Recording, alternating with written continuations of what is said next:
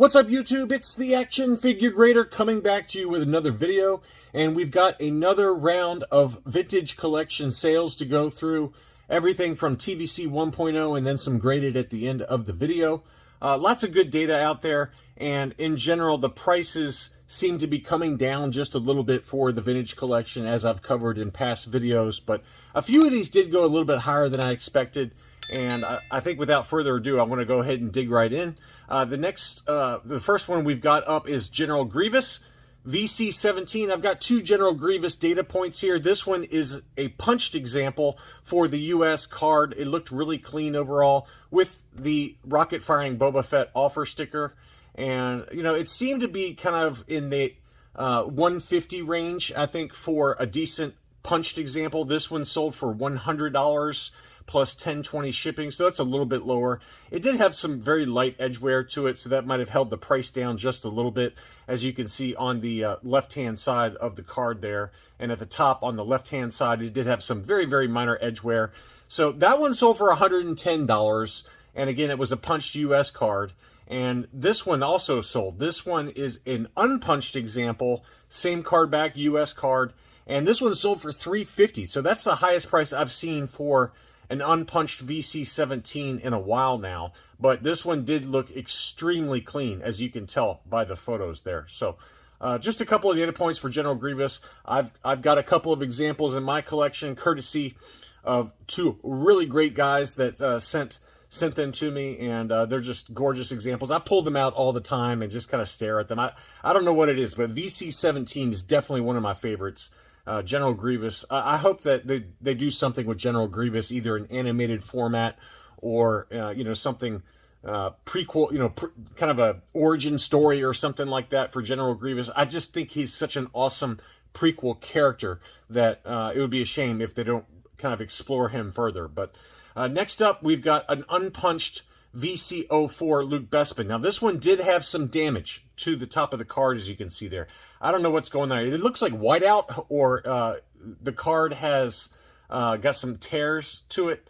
So, you know, that one still sold for $250. But if you remember in my last market update, there was an unpunched AFA 85 missing the lightsaber inside the blister. So the lightsaber that you see there inside the blister was missing, and it was graded AFA 85. That one sold for $800. So is this one appropriately discounted? I think if you can live with that damage at the top, then I guess so. I mean, to me, I prefer to have a cleaner punched example versus one with that damage to the top of the card there. But it is pretty hard to find this one in an unpunched example. But I think it's interesting because this seller was pretty smart, right? He saw the AFA 85 unpunched example go for $800, and his had damage, so he listed it at $250, and it sold pretty quickly thereafter. So just another data point there. Let's see, VC08, the Return of the Jedi Darth Vader with the prototype Boba Fett offer sticker. This one was the US card and was very clean condition overall. You know, Vaders in general seem to be holding their value. Just in general, you know, no matter what card it is, whether it's the ESB, the Star Wars card, or the Return of the Revenge of the Jedi Star Wars cards, those, you know, they all seem to be going up just a little bit. The only exception I would say is the original Star Wars card, like the original racetrack for the Star Wars card. That one seems to be kind of be hovering between $50 and $75. It's probably the most produced, and seems to be very plentiful on the market if you just check out eBay listings. But Return of the Jedi, Revenge of the Jedi, The Emperor's Wrath, VC115, we're going to cover that one in a second. The vast majority of Darth Vader seem to be going up just a little bit in price. Next up was a Revenge of the Jedi Boba Fett. This one had the prototype Fett offer. This was not graded, but it included like a star case, VC09. This one was very clean and unpunched US card. $175 took that one home. I've seen as low as $125 for this one, but this one did look very, very clean. So that's probably why this one sold at the price it did. But $175 took that home plus $10 shipping.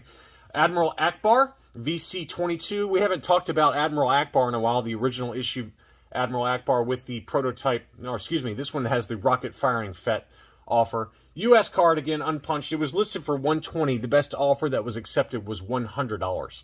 So that's a little bit higher than where I've seen this one sell. Obviously, he was reissued, and, you know, it seems like all the reissues, once those reissues hit the market, the market for the original issues seems to go down a little bit. But this one did pop back up a little bit.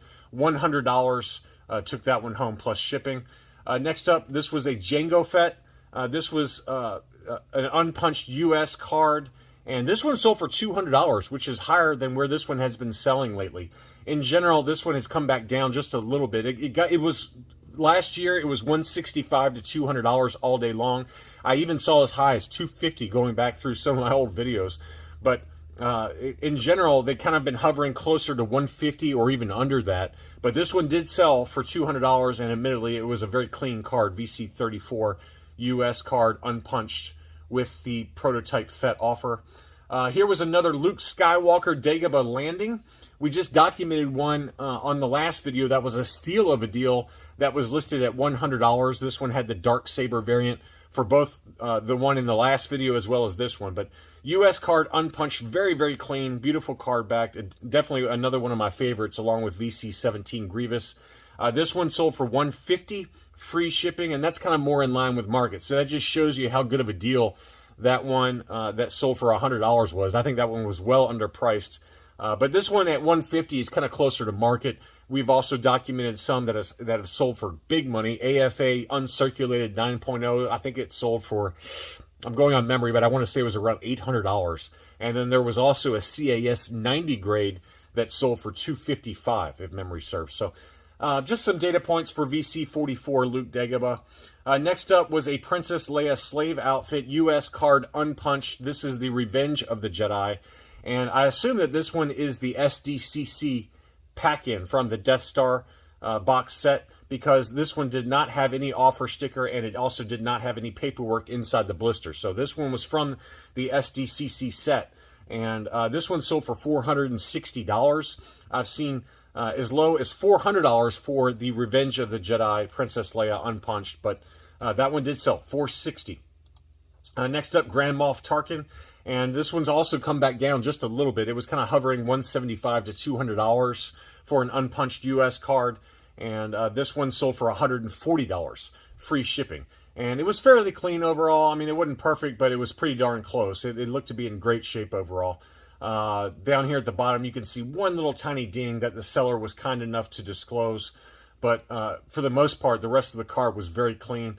That's definitely one that could use an update. I don't know if they'll ever reissue VC98, but it seems ripe for kind of a face sculpt, or what do you call it, the face scan technology with Peter Cushing's updated face instead of a more Skeletor face. But I don't know if they'll ever reissue that one, but that one seems to be primed for an update, along with maybe VC34 Jango Fett. Next up, I got a couple of different data points for Starkiller, and obviously Starkiller just had his reissue kind of back on the market, or out on the market, and I was kind of curious to see what the original issue would do, and it seems to be, in general, holding steady on price. This one sold for $145 plus $12.55 shipping on 2 bids. This one sold in an auction on June 11th. And then here was another one that sold that was a best offer accepted. Again, it was the unpunched US card back, and did not have any offer sticker on that one. That one was listed for $200, and the best offer on that one was $175. So $150 to $175 for Starkiller, even after the reissue. Maybe it'll come down further, who knows, but just keep an eye out if you're looking for that Starkiller. Just keep an eye out for deals and for auctions, and maybe you'll make a steal of a deal in an auction as that reissue kind of trickles its way out into distribution. VC104 LUMAT, that's another one that continues to stay strong in price. We documented an AFA example that sold for big money. I'm going on memory, but I want to say it was around $240. But this one was unpunched US card and ungraded, and that one sold for $200. So LUMAT seems to be going up in price. You know, for the longest time it was kind of 140-ish, but now that's 2 different data points. Admittedly, one of those that was graded that sold for $200 to $240. Next up, Nien Nunb. This is another one that's coming down in price because of the reissue. This is the unpunched US card back. That one sold in an auction for $85, plus $8 shipping on 6 bids. That one closed on June 10th. Now, if you remember, this one was always going for $100 to $125 very consistently, month after month. But now that the reissue has happened, this one seems to be creeping back down. So $85 plus $8 shipping on that one. Darth Vader Emperor's Wrath, as I alluded to, here was another one that did sell. This was an unpunched example. I might have had this one in my what to buy video. It was listed for $160. The best offer that was accepted was $148 plus $10 shipping. So all in about $158. I don't know if that punch was coming loose or not, but it looks like it's maybe just a little bit of a soft, loose spot there on the unpunched portion of the tag there. But still, that's a gorgeous example. Crystal clear blister in great shape. The whole card really was in great shape. So again, $148 plus $10 shipping for Emperor's Wrath VC115. A few graded items to round things out. We've got an AFA 9.0 deleted scene Luke Skywalker lightsaber construction. So this was a beautiful unpunched example, graded 9.0 by AFA with the Darth Maul offer sticker. And here's the back of the card, VC87. A little bit of wave to the card on the bottom there, but not much. Just great shape overall. That one sold for $133.63 plus $13 shipping. So let's call that about $145 or so.